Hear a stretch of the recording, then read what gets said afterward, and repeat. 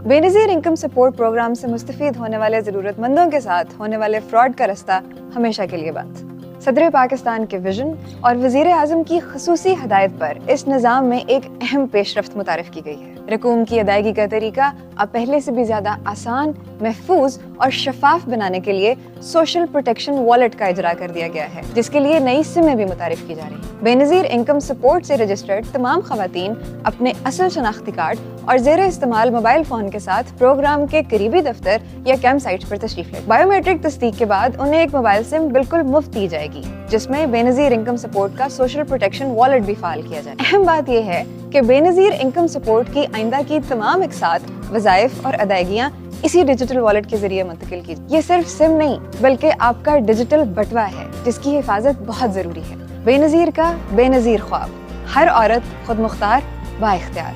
Benazir income support program हुकूमत पाकिस्तान।